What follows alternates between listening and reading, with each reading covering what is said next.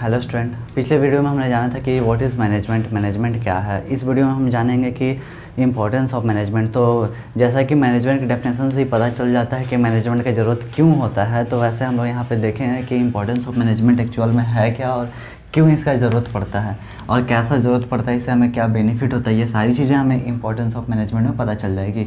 तो चलो देखते हैं। तो फर्स्ट पॉइंट क्या है, यूटिलाइजेशन द रिसोर्सेज, यानी कि जैसा कि मैंने पहले ही बताया था, यूटिलाइजेशन द रिसोर्सेज, हर जगह पे आपको यूटिलाइज़ करना है, दैट इज़ मैनेजमेंट। तो अगर हम लोग रिसोर्सेज जो भी हमारे पास में है उसका हम लोग यूटिलाइज़ कर रहे हैं, दैट इज़ मैनेजमेंट होगा। तो वो इंपॉर्टेंस ऑफ मैनेजमेंट होता है। सेकेंड होता है रिड्यूस टाइम एंड कॉस्ट, यानी कि अगर मान लो कि कोई प्रोडक्ट आप तैयार कर रहे हो, बना रहे हो, अगर ये मार्कर मैन्युफैक्चरिंग कर रहे हो तो इसे बनाने में जो हमारा कॉस्ट आ रहा है, सपोज़ एक मार्कर को बनाने में 10 रुपये आ रहा है तो इसे हम 15 रुपये में बेचेंगे। तो अगर इसको बनाने का जो कॉस्ट आएगा वो 5 रुपये आएगा तो इसे 10 में बेचेंगे। तो हमारा क्या होगा कि 5 रुपये वहाँ से कम होगा, तो हमारा जब प्राइस इसका कम होगा तो सेलिंग ज़्यादा होगा, प्रॉफिट भी ज़्यादा होगा। तो ये चीज़ें होती है। तो हमें क्या करना है कि हाँ, इसका कॉस्ट को कम करना है, plus time management. Time management भी बहुत बड़ी चीज़ होती है कि कम टाइम में ज़्यादा प्रोडक्ट तैयार करना। जैसे कि मैंने मैनेजमेंट की डेफिनेशन में ही बताया था कि मैक्सिमम हम लोग रिजल्ट चाहिए और मिनिमम एफर्ट के साथ में, मतलब हम लोग कम लगाएंगे और ज़्यादा पाएंगे, दैट इज़ मैनेजमेंट। तो यहाँ पे क्या हो रहा है कि रिड्यूस टाइम, यानी कि हमें यहाँ पे टाइम को कम करना है और कॉस्ट को भी कम करना है। तो ये हो गया इंपॉर्टेंस ऑफ मैनेजमेंट। इसके बाद में रिड्यूस रिस्क, तो हमें रिस्क को भी कम करना होगा। अब जैसे मान लो कि अगर हम मैन्युफैक्चरिंग कर रहे हो तो मैन्युफैक्चरिंग करने में जो भी प्रोडक्ट तैयार हो रहा है तो उसके क्वालिटी को भी हमें देखना होगा, क्वालिटी चेक करना होगा। अब मान लो कि हमने यहाँ पे टाइम कम करने के चक्कर में मशीन की स्पीड को बढ़ा दिया, आरपीएम बढ़ा दिया। अगर मान लो 1000 आरपीएम से चल रहा था, हमने 2000 आरपीएम कर दिया, तो प्रोडक्शन हमारा डबल होने लगेगा। लेकिन वहाँ पर प्रॉब्लम क्वालिटी को लेकर के आ सकती है। तो टाइम एंड कॉस्ट को रिड्यूस करेंगे, लेकिन उसके साथ साथ हमें रिस्क को भी रिड्यूस करना होगा। अब रिस्क रिड्यूस में क्या क्या हो सकता है, तो जैसे क्वालिटी ख़राब नहीं आना चाहिए, तो ख़राब आएगा क्वालिटी तो फिर हमारा दिक्कत हो जाएगा, लॉसेज जाने शुरू होंगे। तो हमें क्वालिटी भी अच्छा चाहिए, तो वो हो गया। दूसरी चीज़ है कि अगर मशीन का स्पीड आप बढ़ा देते हो ज़्यादा प्रोडक्शन करने के लिए, क्योंकि हमें टाइम बचाना है, तो जब मशीन का स्पीड बढ़ाते हो तो जो वहाँ पे मैन पावर काम कर रहे हैं, तो हो सकता है कि मशीन में उनका हाथ कट जाए, कुछ भी हो सकता है। तो वो भी चीज़ें हमें देखना होगा, क्योंकि अगर हाथ भी कटता है तो रिस्क आता है, ये बहुत बड़ा रिस्क है। तो ये सभी चीज़ें हो गई। इसके साथ साथ अगर हम लोग सेलिंग कर रहे हैं किसी भी प्रोडक्ट को, तो उसका प्राइस ऐसा रखना ताकि वो सेल हो सके आसानी तरीके से। तो अगर वहाँ पे भी हमें बहुत बड़ा रिस्क होता है। अगर मान लो कि आप हाई कॉस्ट में बेच रहे हो तो वहाँ पे बहुत बड़ा रिस्क ये होता है कि पता नहीं बिकेगा कि नहीं बिकेगा। तो ये सभी चीज़ें रिस्क, जहाँ पे रिस्क वर्ड आता है मैनेजमेंट, किसी भी हम लोग प्रोडक्ट को तैयार करने में या मैन्युफैक्चरिंग करने में या मैनेजमेंट के अंदर में, जहाँ भी रिस्क का बात आ रहा है तो उसे हमें कम कर लेना है।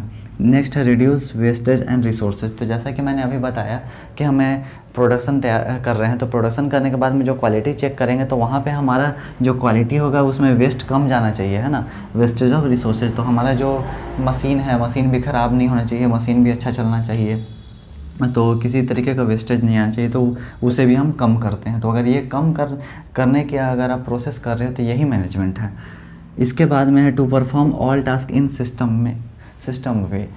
कोई भी काम कर रहे हो आप, तो काम करने के लिए एक सिस्टमेटिक तरीके की ज़रूरत होती है, सिस्टमेटिक वे की ज़रूरत होती है। जैसे हम लोग पढ़ाई करते हैं, तो पढ़ाई करने के लिए अगर आपको 10th स्टैंडर्ड में पढ़ना है तो पहले 1 से स्टार्ट किया, तो 1 2 3 4 5 6 7 8 9, तब जाकर 10th में पहुंचते हो। डायरेक्ट आप 10th में जाओगे तो कुछ समझ में आएंगे। तो सिस्टमेटिक वे में चल रहे हैं हम लोग, है ना। तो कोई भी काम करना है तो हमें सिस्टमेटिक वे में करना है। तो to perform all task in systematic way, system वे।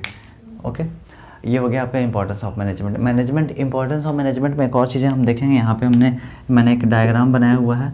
तो एग्ज़ाम में आप कभी भी फ्लो चार्ट वगैरह ज़रूर बनाओगे, इससे मार्क्स बढ़ जाता है। तो ये करोगे इंपॉर्टेंस ऑफ मैनेजमेंट। अब इसमें देखते हैं कि इंपॉर्टेंस ऑफ मैनेजमेंट ये जो था, तो इसमें डायग्राम में हमने क्या चेंजेस किया हुआ है, क्या एक्स्ट्रा और भी चीज़ें हैं।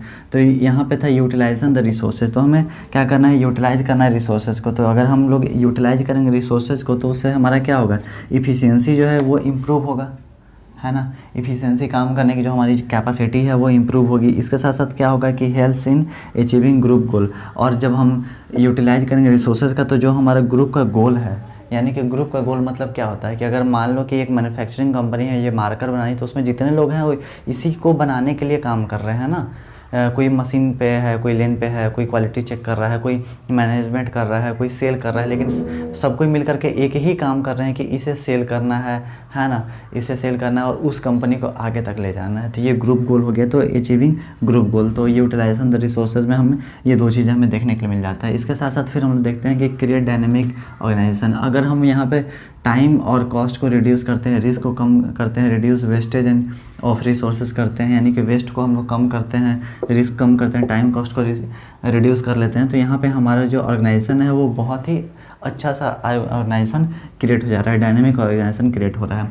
इसके बाद में देखते हैं helps in achieving personal objective. अब अगर मान लो कि ये सारी चीज़ें होंगी तो कंपनी का गोल आप जब अचीव करते हो तो कंपनी की तरक्की होगी, कंपनी की तरक्की होगी तो आपकी भी तो सैलरी इंक्रीमेंट होगी ना। तो उसमें क्या हो रहा है कि helps in achieving personal objective, तो जब आपका पर्सनल क्या हो रहा है यहाँ पे क्या अचीव कर रहे हो तो आपकी सैलरी इंक्रीमेंट हो रही है। दूसरी चीज़ें आपकी कि आपका स्किल डेवलप हो रहा है। अब मान लो कि अगर आप कोई चीज़ें कर रहे हो, जैसे मैं पढ़ा रहा हूँ सपोज, और मान लो कि मुझे कोई टॉपिक नहीं पता है तो मैं पढ़ूंगा फिर पढ़ाऊँगा तो मेरा स्किल डेवलप हुआ। तो अगर आप काम कर रहे हो तो काम करने के लिए आपको तो एक्सपीरियंस मिल रहा है ना, एक्सपीरियंस बढ़ रहा है ना, तो वो चीज़ें क्या हो रही है, आपके अचीविंग पर्सनल ऑब्जेक्टिव, आपका जो भी अंदर की स्किल है वो डेवलप हो रही है। तो ये भी चीज़ें हो जाती है। इसके बाद हम लोग देखेंगे helps in development of society.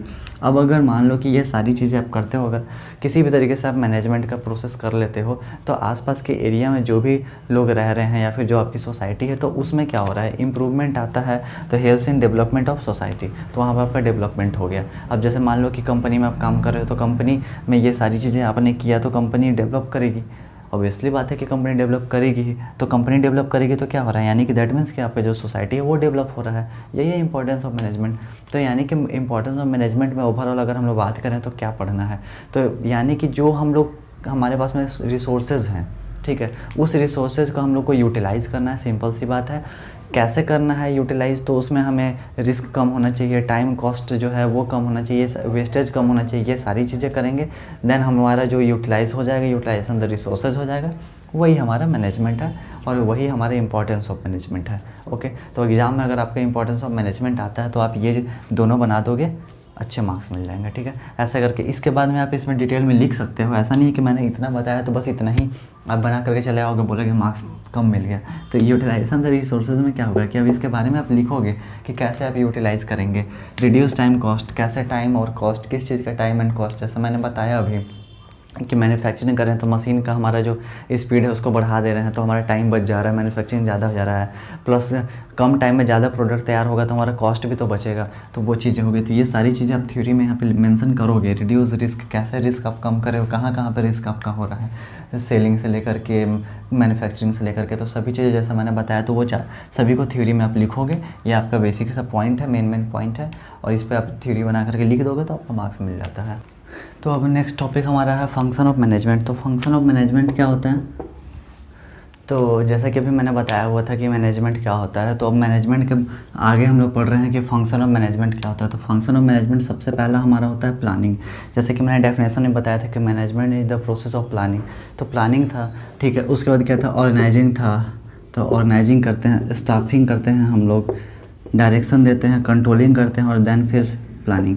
तो ये एक साइक्लिंग प्रोसेस चलता हुआ रहता है, रिसाइकलिंग प्रोसेस ये चलता हुआ रहता है। यही होता है फंक्शन ऑफ मैनेजमेंट। तो इसमें हम लोग डिटेल में पढ़ेंगे सबके बारे में बारी बारी से, जैसे कि प्लानिंग क्या होता है, ऑर्गेनाइजिंग क्या होता है, कैसे हमें ऑर्गेनाइज करना होता है, प्लानिंग हम लोग कितने तरीके से करते हैं, कौन कौन से टाइप्स होते हैं, ये पढ़ना होता है। स्टाफिंग कैसे करते हैं, क्या प्रोसेस होता है स्टाफिंग का, डायरेक्शन किस तरीके से हमें देना होता है, क्या प्रोसेस होता है डायरेक्शन का, कंट्रोलिंग कैसे करना होता है, ये सारी चीज़ें हम लोग फंक्शन ऑफ मैनेजमेंट में पढ़ेंगे।